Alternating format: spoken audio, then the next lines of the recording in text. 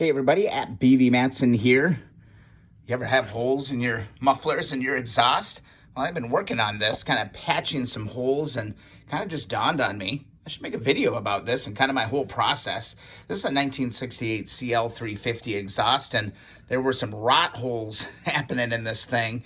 And I don't have access to a welder, don't know how to weld either, but the holes were small enough, right? They weren't crazy. The whole section wasn't rotted out. So I kind of came up with this way to quickly patch these, and I want to go through that on today's video. Pretty cheap, pretty effective, and you know what? I think it's going to work.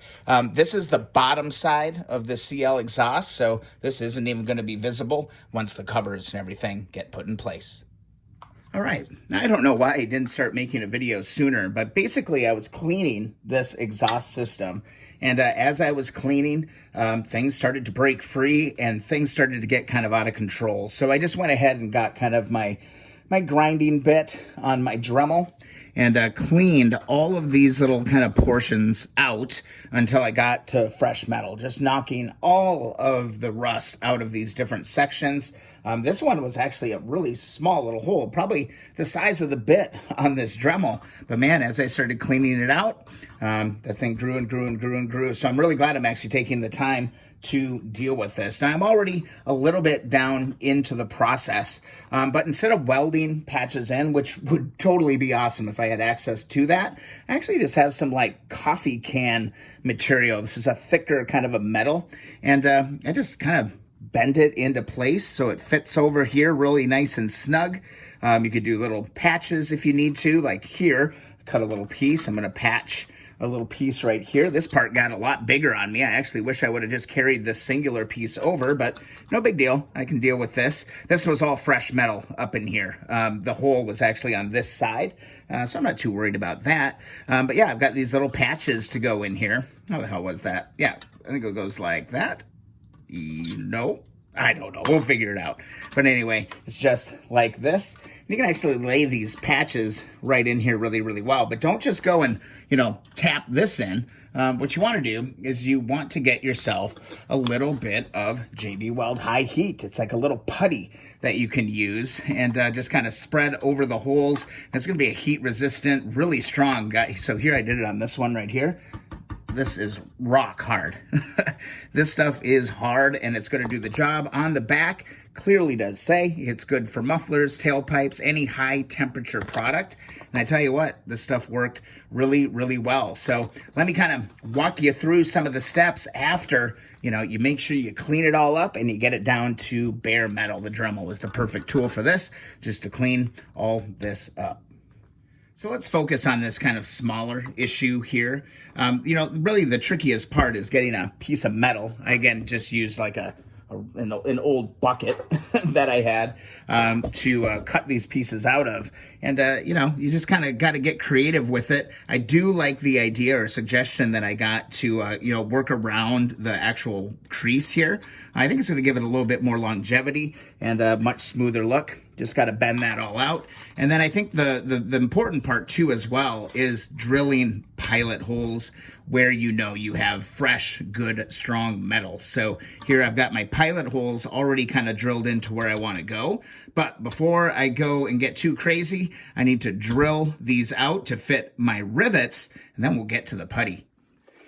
And what I'm using here are just kind of your standard rivets, all right? Straight up, these are 1/8 rivets, and they're pretty small, okay? I don't think they're gonna get too much in the way, and this is actually a small little patch. So you can see these holes, a little bit too small yet, so I gotta drill these out in both the muffler and in my little patch. Once I get that, we can get on to getting this thing in place for a permanent, or I think it'll be kind of permanent actually. I think this is going to be a solid fix. All right, the easy thing is a 1/8 inch rivet takes 1/8 inch bit. So let's just drill these out. These mufflers aren't the thickest things in the world. There we go, that didn't take much. Then I'm also going to want to drill out the plate. One thing to note when drilling this part out, this is some, bendy stuff. So go slow, go easy. Oops, see like that? See, now I'm bending it all to heck. Now I gotta be real careful. Let's get that good. Perfect. And flip it over. We'll drill out the other holes. Oop, there we go. Slipping through my gloves here. You get the idea. Pretty straightforward. Just enlarging these just a little bit. See if I can get a good grip on this one. That'll work just fine. And then here we go. We are ready to dive into the high heat putty. All right, this high heat putty comes in a little tube. I've actually already got one kind of opened up here. Let's knock this stuff out. And it comes in a little roll. You want to make sure that you wrap this stuff up really, really well. Once you're kind of working with it or when you get what you need. I'm not going to need a whole lot to do this repair on this small little part. So I'm probably just going to snip, I don't know, about a third of it out. And then before we start to activate it, I'm going to wrap this back up really good into the plastic and put it back in there because I'm going to need this to deal with this other hole a little bit later. But basically it's a two-part. So see, I don't know if you can see that, but it's a little bit different color on the inside. So what you want to do is you want to start twisting it around. And there you can really see how it's kind of coming apart. This is just like a two-parter. You just want to knead it all together. Roll it up, pull it, pinch it, twist it. Get it into a nice ball. And keep it nice and malleable. But yeah, this is just that hardener. And just kind of go to work doing this. Nothing too special here. Just twist, twist, pull, fold. Work that hardener in so it gets all mixed up. All right, kind of shape it to kind of the piece that you want.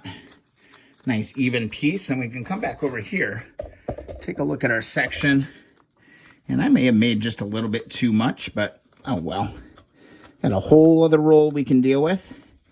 Push this into place. Now, one thing that is kind of helpful, though, is as you're kind of laying this down, line up your piece. And, oops, maybe use like a rivet or something so you can kind of guide in to your first hole. And the rest of these should line up. Kind of hunt around, find your piece where it goes in. There you go. And they should all line up as we walk right through here. So then what I like to do, just grab a little rubber mallet, give that thing a little tappy tap down. And here's where we can get into using our rivet. So I'm just going to grab my first rivet right here. Push this all the way in. Just like that. And grab your rivet gun. Throw it all the way down. Push down on it. Usually about 3 strokes will get it to the end. And there you go. There's our first one. Now we can kind of just work our way around our whole piece. All right, pretty straightforward.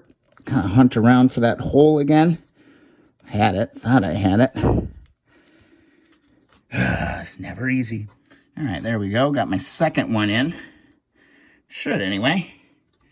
Should go in here. You don't want to pound on the rivet to get it to go in. That's never a good thing. I'm actually just going to grab my drill here just real quick. Make myself a fresh causeway in there. There we go. Pop that one in. I'm going to go ahead and find these other ones, see if I can get one of my corners in. There we go, just like that. Find myself another rivet. I need 2 more for this piece. Yeah, let's see if we can get this one to go home. Oh, come on. Just got to clean out that putty just a little bit. Ooh, I'm all over the place here.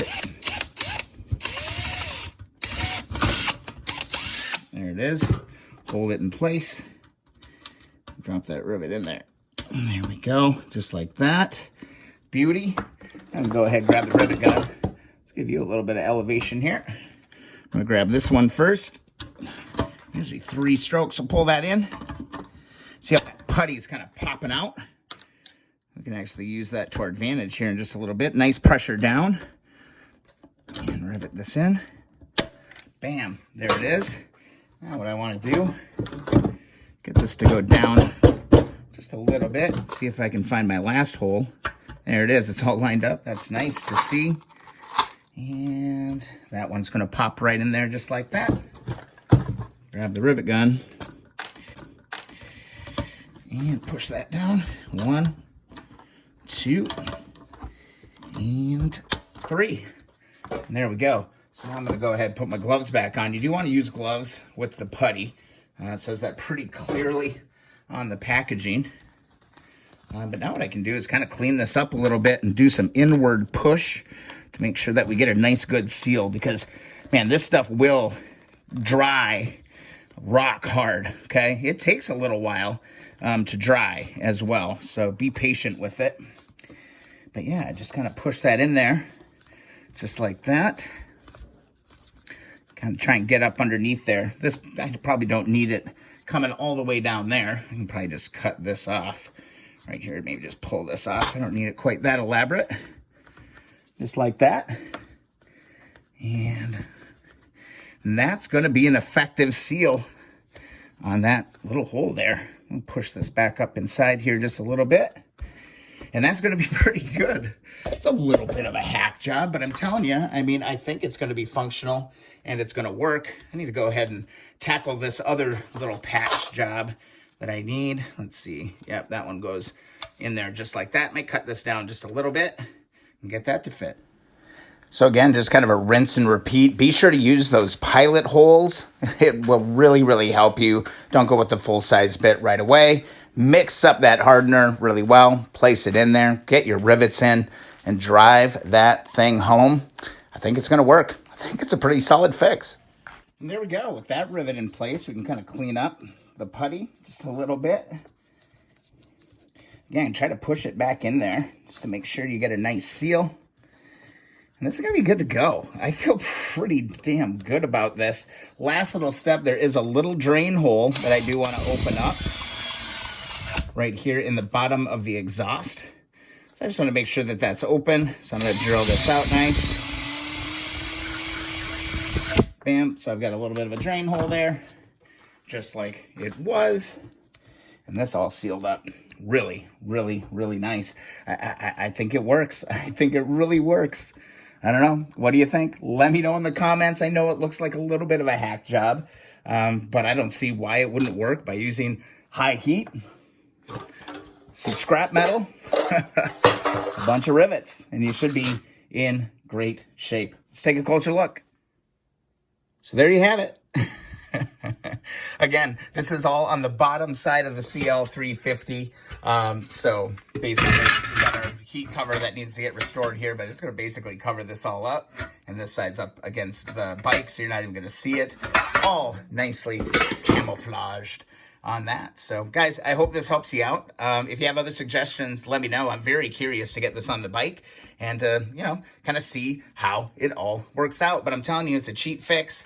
You know, box of rivets is $5. You get some of the JB Weld high heat. Get some of this. I think this was $8 or $9, and an old can, and you're in pretty good shape. Hope you enjoyed the video. If so, please hit that thumbs up button. Also, don't forget to subscribe. If you'd like to see this in real time, be sure to check out the live streams each Thursday night at 7 o'clock on the YouTube channel. Also, visit keeponwrenching.com if you like these old vintage Hondas too. All right, guys, thanks so much. We'll see you in the next video or live stream.